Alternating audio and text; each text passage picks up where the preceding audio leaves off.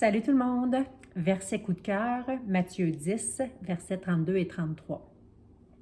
Je vous les lis à l'instant. Quiconque reconnaît publiquement qu'il est mon disciple, je reconnaîtrai moi aussi devant mon Père qui est dans les cieux qu'il est à moi. Mais si quelqu'un affirme publiquement ne pas me connaître, j'affirmerai moi aussi devant mon Père qui est dans les cieux que je ne le connais pas. Alors bref, c'est Jésus qui dit, ceux qui me reconnaissent, qui ne sont pas gênés d'affirmer qu'ils sont en moi, inquiétez-vous pas, devant le Père, je vais vous reconnaître moi aussi. Puis ceux qui, publiquement, n'affirment pas me connaître, bien, quand vous allez, en temps et lieu, arriver devant moi, devant le jugement, moi aussi, je ne vous reconnaîtrai pas à ce moment-là. Ça, c'est mon interprétation du verset. Puis, c'est un verset avec lequel j'étais inconfortable avant, parce que moi, ma foi, c'était personnel à moi. Je n'avais pas à partager ça ouvertement avec les autres. C'était quelque chose de privé pour moi. Je priais Dieu, je priais le Seigneur en privé. Et je ne ressentais pas le besoin ou je me retenais pour ne pas partager ça avec d'autres, par gêne, par inconfort, pour ne pas créer de turbulences, de conversations malaisantes. Puis, fouillez-moi ce qui s'est passé. Ma foi a grandi, ma foi s'est développée d'une façon qu'aujourd'hui, c'est le contraire, je ne peux plus me retenir. Je ne peux plus me retenir d'en parler. Puis, si je fais un petit partage personnel, dans les derniers mois, j'ai quitté au début de l'année mon emploi que j'occupais depuis 3 ans parce que justement, je n'étais plus capable de me retenir. Dans le cadre de mon travail, je recevais des appels. J'étais à la réception en tant qu'adjointe administrative dans un bureau où je recevais des appels et les gens avaient des questions, des frustrations, des besoins d'informations. Puis, je donnais des informations très générales et des gens parfois étaient insatisfaits ou en détresse. Puis j'avais tellement envie de leur dire, mais t'as-tu Dieu dans ta vie? Tu sais, en tout cas, je me demandais comment on fait pour ne pas se décourager, pour pas, quand on n'a pas Dieu dans notre vie. Ça, c'est moi qui se demande ça, là. Tu sais, comment les gens font en général, ceux qui ne sont pas croyants. Puis, tout ça pour dire, revenir à mon petit partage personnel, j'ai pris un temps sabbatique. J'ai un temps sabbatique jusqu'à la fin de l'été. Mais là, il faut que je me réoriente parce que j'ai des comptes à payer, comment je vais gagner ma vie en tant que telle. Puis là, j'ai plusieurs options que j'envisage. Je veux offrir mes services en tant que coach de vie chrétienne. Mon bagage professionnel avant était dans le domaine des ressources humaines. Fait que j'envisage de peut-être retourner en ressources humaines à temps partiel, faire du coaching en entreprise parce que je suis coach professionnel certifié. Alors, bref, je suis en train de tout mijoter ça. Puis là, je veux continuer les vidéos aussi.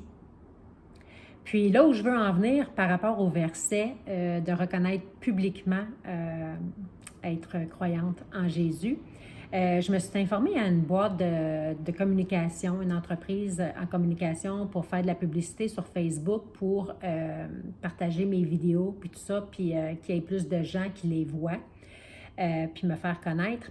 Puis, j'expliquais que je veux faire du coaching en entreprise, du coaching. Puis là, la personne, elle me dit tout bonnement, très gentiment, elle dit « Ah, mais tu sais, il y a tellement de demandes pour ton type de service, le coaching par exemple. » Mais elle dit « Pour commencer, là, tu devrais enlever Dieu de l'équation. Tu vas voir, ça va marcher, ça va pogner, parce qu'il y a vraiment besoin de beaucoup de tes services. Ça va pogner sur les réseaux sociaux. » Je donne un autre exemple. Je travaille avec une bonne amie à moi, puis on a fait mon CV professionnel pour envoyer dans les entreprises. Puis, sur recommandation, en regardant mon CV, que je mentionne trop ou que je fasse allusion à ma foi ou des choses comme ça. Tu sais, c'est peut-être pour envoyer dans les entreprises, c'est peut-être pas la bonne façon de s'y prendre et pour certaines entreprises, bien, ça va fermer la porte à ce qu'ils considèrent mon service.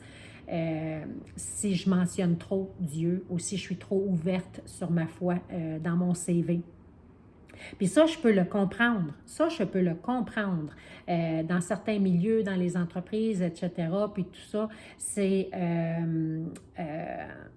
on n'a pas l'ouverture, on ne juge pas pertinent ou nécessaire que ces choses-là soient mentionnées ouvertement. OK, que ça me plaise ou non, c'est une réalité à laquelle je dois faire face, puis je dois accepter que c'est comme ça. Alors là, si on pousse ça un petit peu plus loin, dans mes vidéos, partagées ouvertement sur mon Facebook, mes vidéos, en sachant très bien que j'ai autant d'amis qui sont non chrétiens, que j'ai des amis qui sont chrétiens, que j'ai de mes employeurs passés qui voient ce que je partage sur mon Facebook. Puis, toute nouvelle entreprise où je voudrais envoyer mon CV, puis s'ils viennent voir mon Facebook privé, bien, ils vont tout de suite voir que je partage du contenu à caractère chrétien, puis que je m'exprime ouvertement sur ma foi en Jésus. Fait que ça peut me nuire et fermer des portes. Alors, puis je suis juste réaliste, là. Alors, fait que là, puis tu sais, je sais pertinemment que pour certaines personnes, ils peuvent se dire ah oui, elle est rendue un peu intense avec son Dieu, puis elle parle que de ça ou des choses. Tu sais, je peux m'imaginer entre certaines personnes les commentaires qui peuvent se passer. Puis, vous savez quoi? Oui, oui, je suis intense avec mon Dieu. Oui, c'est quelque chose de très important pour moi. Puis, le verset que je vous ai lu tantôt là, dans Matthieu chapitre 10, quelqu'un qui reconnaît publiquement qu'il est mon disciple, je reconnaîtrai moi aussi qu'il est à moi. Bien, si quelqu'un est gêné n'ose pas affirmer publiquement qu'il est en moi, je ne le reconnaîtrai pas moi non plus. Puis je le fais pas. Je le fais pas comme hey, moi je veux pas la punition plus tard. Là. Non, c'est pas dans ce sens-là. C'est comme si quelqu'un vous sauvait la vie. Exemple, tu es en train de te noyer, puis il y a quelqu'un qui passe en bateau, puis qui te lance la bouée de sauvetage, puis qui te sauve la vie, puis tu étais à ça de mourir. Ou, exemple, tu as un accident d'auto, tu es pogné dans l'auto, tu es en train d'étouffer, puis il y a quelqu'un, les secouristes arrivent et te sortent, puis te sauvent. Tu n'as pas le goût d'en parler de ça, la personne qui t'a sauvé de la noyade, la personne qui t'a sauvé de l'accident d'auto. Un autre exemple, si quelqu'un vient te donner des millions de dollars, ou si quelqu'un vient et paye tous tes comptes, toutes tes dettes, puis que tout tombe à zéro, tu ne dois plus une scène nulle part, tu n'auras pas le goût d'aller le dire. Qu'est-ce que cette personne-là elle a fait pour toi? Bien, moi, c'est un petit peu comme ça. Moi, j'étais une personne qui a fait des dépressions à répétition, une dépressive chronique. J'allais bien, j'allais mal, j'allais bien, j'allais mal, j'allais bien, j'allais mal. Ça m'a fait vivre toutes sortes de hauts et de bas dans ma vie, puis ça m'a fait vivre à mes proches, à mes conjoints, les papas de mes enfants, puis à mes enfants. Ça m'a, à tout mon entourage, mes employeurs, mes collègues de travail, ça leur a fallu qu'ils aillent et qu'ils suivent le beat